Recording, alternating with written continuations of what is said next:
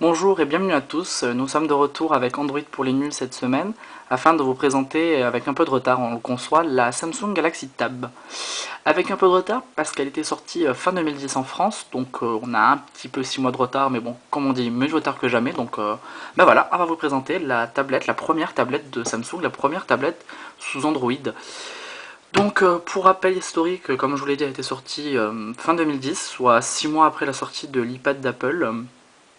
Elle était sortie à peu près en même temps que l'Arcos 10 IT, donc avec la particularité d'offrir un format, comme on peut le voir, 7 pouces, à la différence des tablettes Android qui commençaient à sortir en format 10 pouces, ou de l'iPad d'Apple qui était sorti en format 9 pouces et quelques, j'ai plus la taille exacte.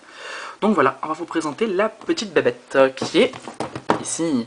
Donc écran 7 pouces, comme je vous l'ai dit, avec une technologie TFT LCD qui rend un rendu lumineux assez sympa, vous verrez tout à l'heure. La résolution est de 1024 par 600 mégapixels.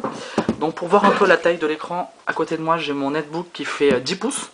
Donc voilà, pour vous comparer un peu la taille d'écran entre le 7 pouces et le 10 pouces. Voilà, vous pouvez avoir un peu un aperçu. On perd en taille, ça c'est évident, mais au final la prise en main du 7 pouces est vraiment très agréable. Par rapport au Galaxy S, ben, on va voir ça, voilà. Il y a la Galaxy Tab, le Galaxy S.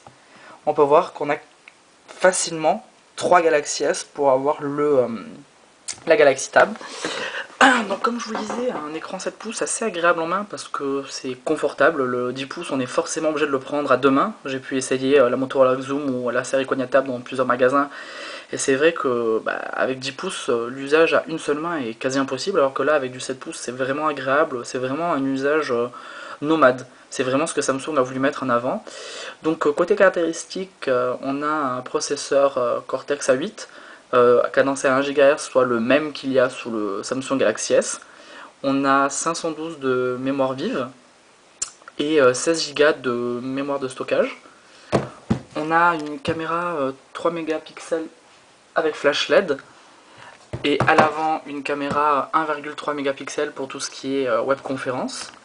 La batterie est de 4 mAh avec une autonomie annoncée par Samsung de 7 heures en lecture vidéo.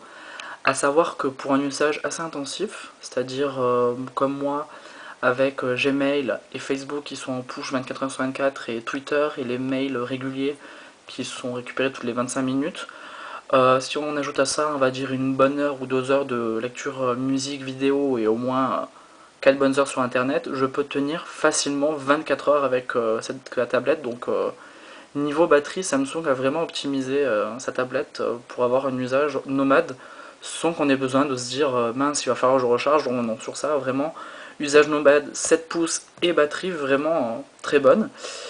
Donc on va faire un petit tour de la bête. Donc à l'avant, la caméra 1,3 pouces, avec, on ne le voit pas ici, mais le capteur de luminosité et de proximité.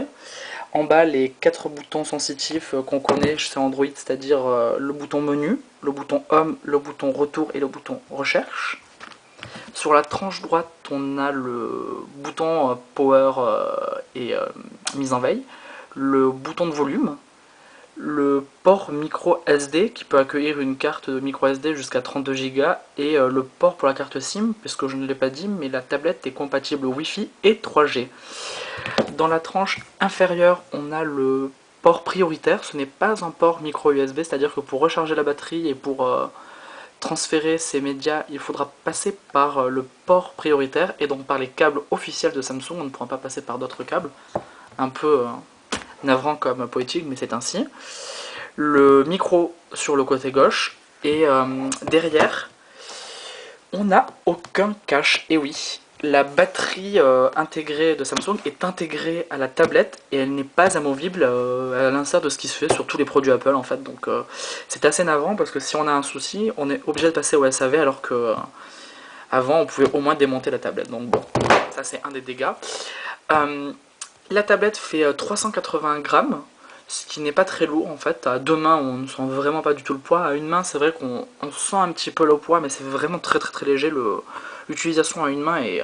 Bon, là, j'ai l'appareil photo dans une main, mais l'utilisage à deux mains, comme on peut le voir, est vraiment très agréable. Niveau luminosité, il n'y a vraiment aucun souci. Là, en sachant que je suis à la luminosité à peu près intermédiaire, hein, c'est-à-dire qu'on peut aller dans une puissance encore 2 fois plus. On voit qu'au niveau luminosité, il n'y a aucun souci, l'écran est totalement lisible. Sur ça, vraiment, l'aspect nomade a été travaillé par Samsung, parce qu'en extérieur aussi, on a une bonne luminosité, donc si on amène ça à l'écran 7 pouces et à la très bonne batterie, on sent vraiment que Samsung a travaillé sur une tablette, non pas comme l'iPad, avec l'avantage de pouvoir se balader chez soi. Non, non, Samsung a vraiment voulu un impact peut-être plus professionnel, limite, dans les transports en commun, dans le bureau, quand on se déplace. Voilà, avoir un smartphone plus gros, entre guillemets, à n'importe quelle portée de main. Donc voilà, on vient de voir la première partie du test, donc c'était la partie hardware si on peut dire, donc on se retrouve dans quelques instants pour la deuxième partie du test, où on va s'intéresser à l'interface TouchWiz 3.0, l'édition spécialement faite pour tablette de Samsung. Voilà, à tout de suite.